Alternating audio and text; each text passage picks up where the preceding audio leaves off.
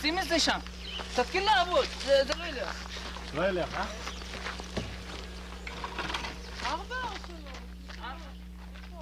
It's 5 a.m. May 25th, and Operation Solomon is underway. The Americans assisting the Israeli staff at their embassy in Addis Ababa arrive and set up the first posts. We are told to check that each family unit is together.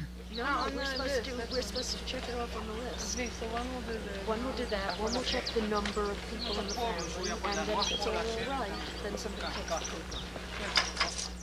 We must also reluctantly take away their money. We don't have to take their coins away from them, do we? Coins. Coins? Change. Why do we even have to take their money at all? I don't know. Because they are not using it. They are going to use some money. An agreement with the Ethiopian government apparently forbids the Jews from taking out local currency.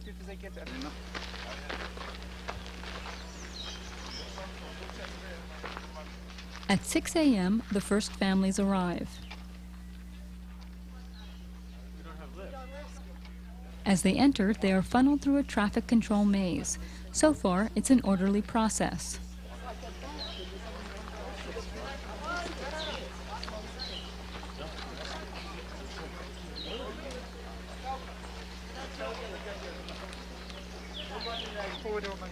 At the first checkpoint, Glenn Stein of the American Association for Ethiopian Jews counts the members of a first family. An elderly grandmother sits nearby. Each family that enters is checked off in a notebook, so we know how many have already come through.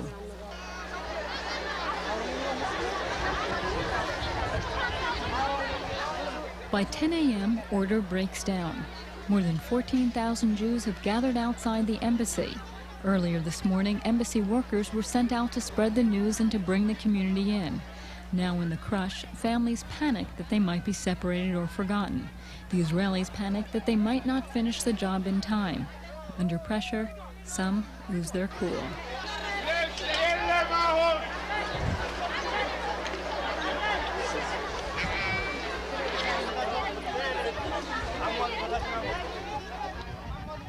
Inside the embassy, women put clothing on top of clothing. Because of the emergency nature of the evacuation, there's no space for personal belongings. Everything will be left behind. As temperatures rise into the 90s, children scramble for water. Food is not available.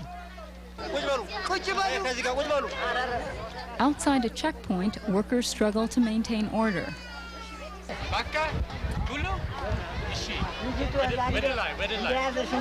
Glenn Stein tells the family to turn in their money and directs them up a hill. The second area is packed. Here the waiting continues.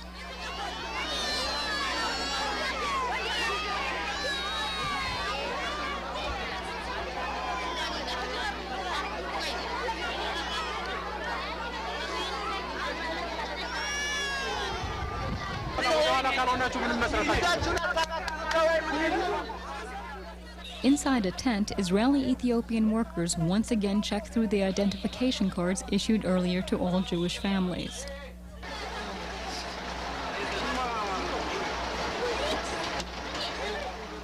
Three hours and several checkpoints later, the first families are now ready to board the buses.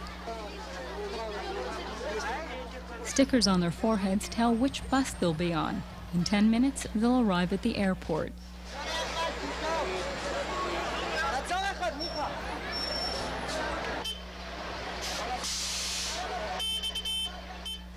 Throughout the day, night, and next morning, we work without rest. By 10 a.m. Friday, nearly 15,000 people, almost the entire Jewish community in Addis Ababa, have left the country. We, too, are now ready to leave.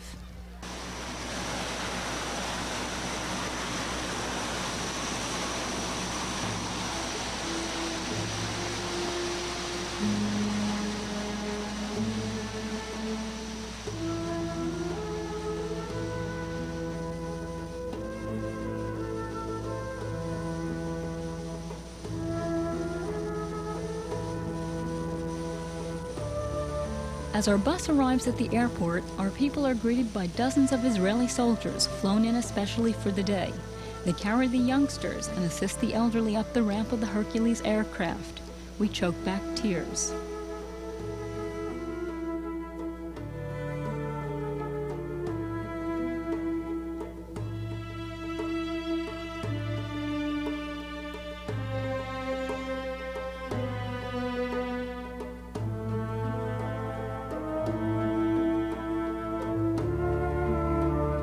A biblical people rushes into the 20th century.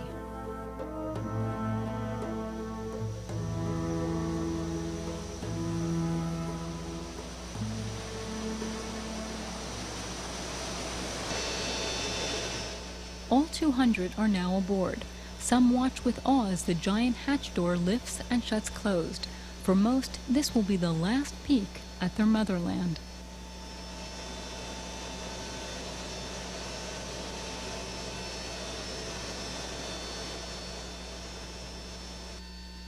Air sickness bags are passed out. There's no toilets, no food, and miraculously, no problems. For 5.5 hours, it's too noisy in here to talk. Exhausted, some sleep after the long night of waiting.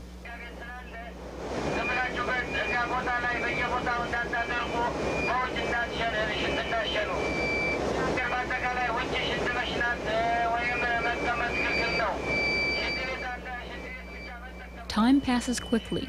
In 15 minutes, we'll arrive. Mothers hoist their infants on their backs. Sisters smile.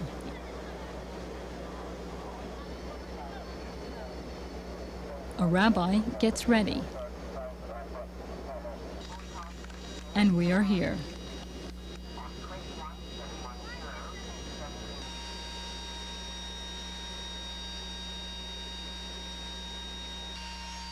The door comes down.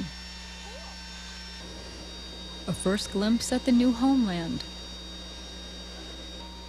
A dream of 2,000 years has come true.